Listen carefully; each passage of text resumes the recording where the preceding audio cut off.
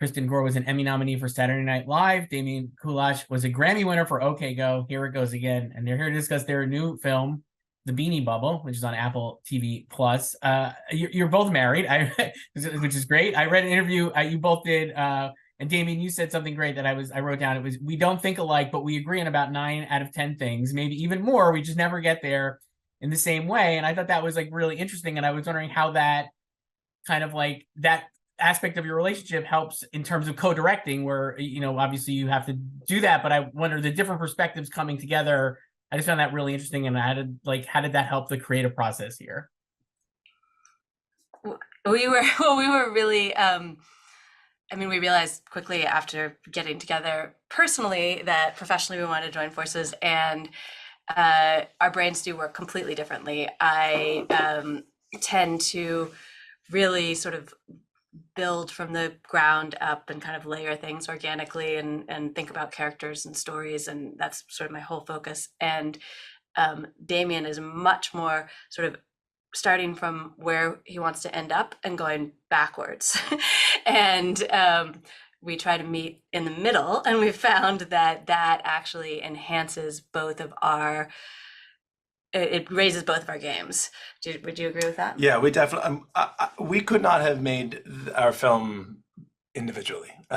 It just, you know, we've both worked on plenty of projects by ourselves, but this type of thinking, like Kristin said, I tend to reason from an endpoint, going like, if we need to make a splash of this size, then how high does the cliff have to be, and who's jumping off of it? And she's starting with someone and going like, where do they want to go? And hopefully it leads to a cliff, you know? Especially because the film we made is very fragmented, and we wanted to tell these 3 different stories at the same time. Both of those ways of thinking were kind of crucial at all times, and of course we can see some of that. You know, we always can switch to the other person's mindset, but most problems, like Cord said, every day something's going to go wrong. Usually, many things are going to go wrong, and they're. One of those 2 mindsets is much more likely to get there faster. So it made for a really nice, it kind of gives us one larger hive mind, you know? Yeah. I mean, I think it's great. I thought that was like, I was like, this probably makes it even a better experience, like you're saying too. You mentioned like this story that you're telling here is like three different like main characters basically, or maybe 4 too if you include Ty, but the three women are obviously the focus of the film, and then different timelines, and the way it's structured I found so creative and like really invigorating as a viewer. And you do a great job of like balancing or keeping the audience like figuring out where everything is, certainly with like dates on the screen, but just in general. And I guess like, how did you approach that and making sure that all of that, the timeline jumping around was clear? And did you give thoughts to like making each section look different, or how did you kind of like approach that and find the way that it looks in the film, which obviously is a success? So like, how did you kind of figure that out? Well, we knew, first of all, I mean, the reason we have these 3 timelines is because we didn't really want to tell the story of the Beanie Babies or of the man who got rich on Beanie Babies. We wanted what we, you know, in reading the book that was adapted for this, what we saw was that there was this cycle of mistreatment, and that it was the same, like that the female relationship to the American dream was playing out right before our eyes in this very weird bubble. And so we wanted to show that cycle, and to have each of our characters, we wanted to go on the ride with them as opposed to sort of just watch one guy screw over 3 women in a row. And so we knew that we'd be sort of like overlapping all these stories, and that they were close enough in time that we couldn't, the signifiers weren't going to be like all of a sudden we're in the 50s, you know, like that we would need those to be subtle, but also meaningful. And so we gave each of the characters a very specific color palette, and tried to unify the film by having each of those color palettes sort of equally intense and moving at the same pace, if that makes sense. Like they each start with a single color, and as it gets more complicated, they move into a second color and then a third, and then it sort of simplifies back out again at the end. but what we didn't want to do is sort of like jump from one aspect ratio to another, or jump, like have this kind of jarring differences. But we wanted to sort of feel like the world is always a little bit lifted. It's always a little bit of a fable, but three different ones. And we had incredible partners with our production designer and with our cinematographer and with our costume designer. We were all sort of put it on a big spreadsheet and that was printed out floor to ceiling, in the production office. And everyone could add to it and figure out, in this scene where it's primarily a Robbie character scene and we want it to be really heightened, then these are the colors that we're going to use. And so that everyone was on the same page. Narratively, we wanted it to feel like you're doing the same emotional journey with each of the women, and we talked about it like sort of a roller coaster where you can jump cars, but you're still all on the same ride going through, so that it hopefully feels cohesive and all of a piece while we're still jumping between these stories to get at this larger themes of kind of who and what we value and why, and hopefully making it like you said, something of a puzzle for the audience to unpack. Like we have the same scene play out in the beginning of the film and the end of the film, but it's the beginning of one woman's journey and the end of another woman's journey, and it's the exact same scene. And hopefully that brings home like, oh, he hasn't changed at all. Like he's both good and evil, and the relationship that he has to them is unchanging and sort of toxic. Yeah, no, it's great. I love it. And I thought the pacing and the way you guys modulate like all of those stories, it's just really great. It's like I said, like very, very engaged. You mentioned like, Ty, obviously played by Zach Galifianakis. I found it really, I guess I wanted to talk about a little about the casting, because you have like incredibly funny people. Like Zach Galifianakis obviously is so funny, and Elizabeth Banks so funny, and Geraldine Viswanathan, so funny. I love her in Blockers. I thought she was great. Yet this is not necessarily a movie I would say is like a Zach Galifianakis comedy, right? Because it's so much drama and it's like very serious, and it felt like very subversive, I guess, to cast someone like Zach in the role of Ty. And I guess like, was that, obviously I'm sure it was intentional, but like why was that something you felt like would be a great way to maybe to like seduce the audience, I guess, or like how did you kind of think about it? Sure. Yeah, we never thought about anyone except Zach for the role. Actually, the movie was inspired by this book that was written. That was the story of the kind of financial story behind the Beanie Baby craze, and then we pulled out these sort of women's stories that were more interesting to us from that book. But from the beginning, Zach was the only person we thought of and went to him first, actually, and him coming on board really helped the movie come to life.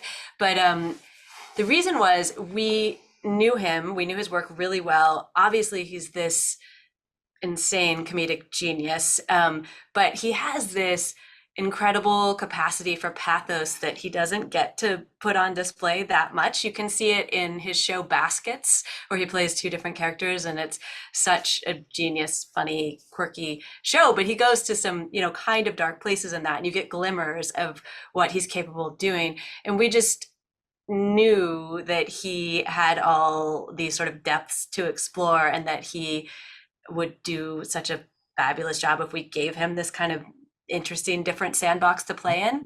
And he has this incredible quality.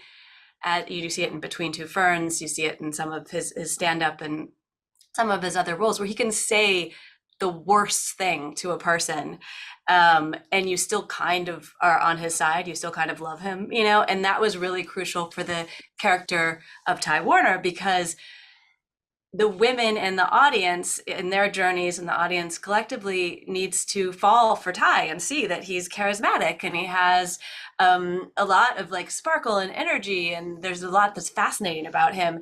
And then you kind of go on this ride where you also then get to see that flowering in very dark ways, and he's capable of great cruelty and betrayal. And so we needed someone like Zach who you could feel all of that with, you could fall for him. And even when he's doing horrible things, you sort of are able to understand. I mean, people have different reactions, but we wanted, because the character of Ty is a broken character, he's capable of these horrible things, but he also endured horrible things himself as a child. And you can kind of get a hint of where these things are coming from. And he makes reference to them too in the movie. And we just knew, that Zach could pull all of that off really beautifully. We hoped he could. We believed in him.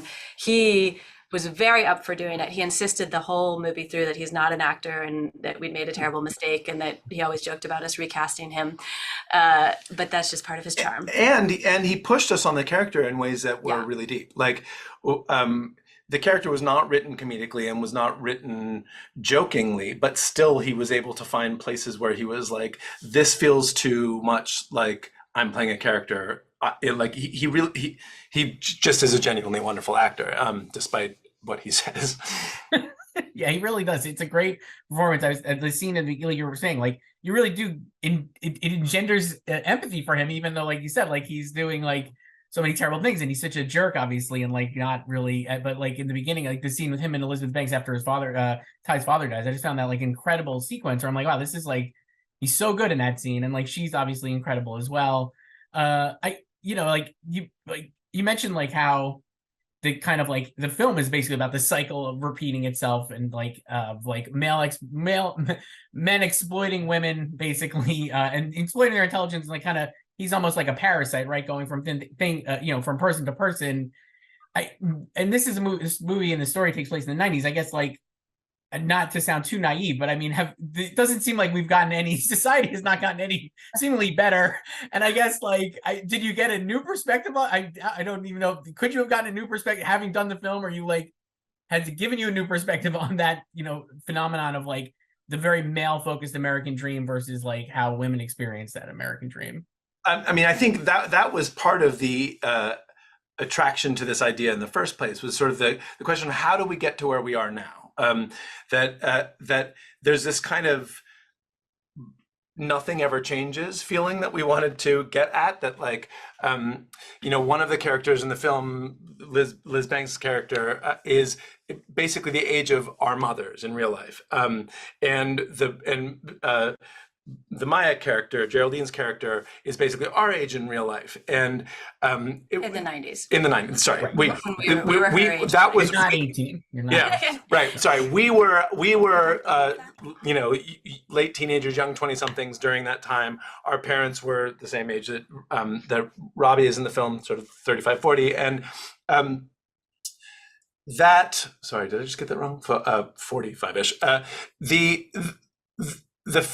We found it fascinating that there are different relationships to hope, and there are different relationships to the idea that things are changing, and there are different relationships to sort of opportunity and freedom in America. Like our mothers knew there was a glass ceiling. They saw it coming and fought hard against it. We were sort of raised with this idea that like that's all this thing of the past, that like there's still vestiges of problems, but everything's getting better. And then here we are 20, 30 years later, and clearly things have not substantially gotten better. And that was part of what was exciting about making the film, was to sort of unpack that, to see it's the same threads going through all of this. There's this techno-utopianism. There's this sort of like the marketplace will fix everything. There's this sort of idea that the American dream is really sort of about being, everybody's going to be the one who is the exception. Like, oh, my ideas are going to be the one that get around the system and make me a bajillionaire, or even that being a bajillionaire is what's valuable in life at all. So I wouldn't say that we like learned a new thing about the 90s or about America. Rather, that's sort of what we're trying to unpack. Yeah, I agree. We were trying to really, I mean, Ty was our stand-in for the American dream, and we would often describe the movie as a funeral for the American dream, but we wanted it to be a second line parade through the French Quarter type of funeral. Like, it's like there's darkness and dysfunction, but we're gonna have a party. We wanted to try to have it be a joyful ride getting at these deeper themes. And it is depressing that we are now, it was so different. In the 90s, there was this bubble of hope and optimism that feels so foreign now, but it was really interesting for us to go back there and kind of see where the seeds of now were planted, and how they blossomed into some not so great things. Yeah.